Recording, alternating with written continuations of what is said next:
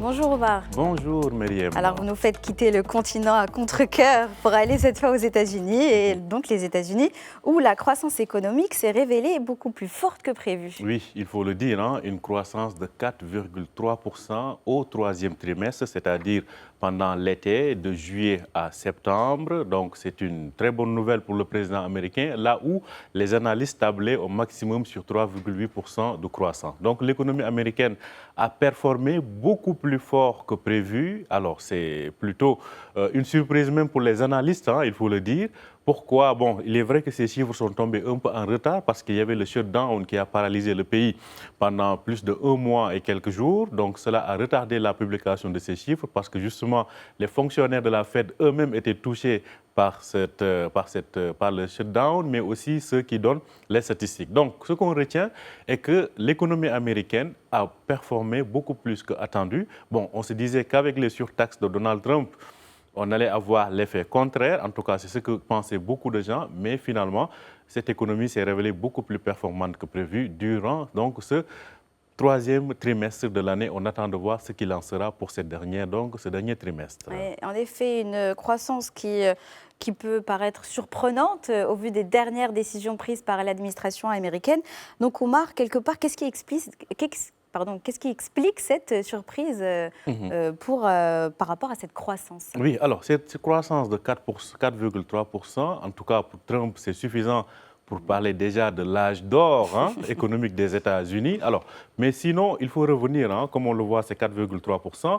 C'est la plus forte croissance, il faut le rappeler, depuis 2 ans pour l'économie américaine. C'est-à-dire qu'en un trimestre, on n'a jamais vu au-delà, on n'est jamais arrivé au-delà de 4%.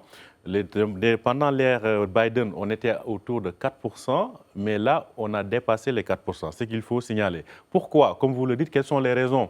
Trump y voit bien évidemment l'effet de sa politique économique, sa guerre commerciale, mais de façon plus nette, c'est plutôt une forte consommation au niveau des États-Unis qui a été observée.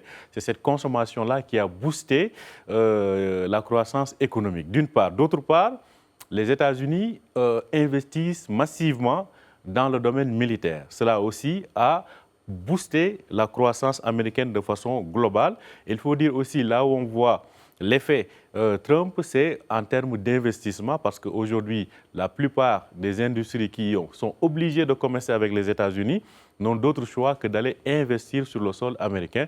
Donc ces trois éléments combinés donnent donc cette croissance forte que l'on a constatée pendant le troisième trimestre au niveau des États-Unis. Et pourtant, malgré cette croissance, l'inflation, elle, reste quand même assez élevée dans cette économie américaine. Extrêmement élevée, il faut le dire. Pourquoi? La donne est simple. Quand on augmente les taxes, en réalité, c'est le consommateur final qui paye la facture, parce que ce qu'on lui vendait à 10%, ou bien ce qu'on lui vendait avec des taxes de 10%, désormais on rajoute d'autres 10% ou 15% en fonction des pays. Cela va donner jusqu'à 25 à 30% plutôt, selon les taxes ou surtaxes rajoutées. Donc cette surtaxe a conduit à un gonflement des prix.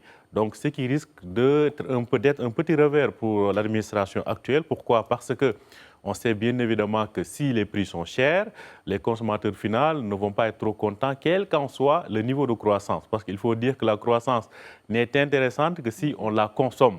Mais si on l'entend que par les chiffres, alors que la vie réelle au quotidien devient chère, cela pose problème, surtout que dans l'immobilier aux États-Unis, on constate une certaine flambée des prix actuellement, et ceci donc est un peu inquiétant pour la suite. D'ailleurs, même pour cette croissance, on estime que ça devrait retomber au fil des prochains trimestres. Mais bon, il faut dire qu'à l'instar des décisions de la Maison-Blanche, les prévisions sont tout le temps presque faussées.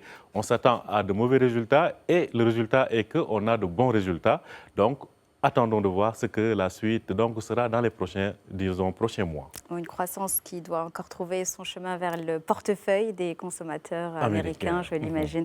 Merci beaucoup Omar pour ces précisions sur l'économie américaine.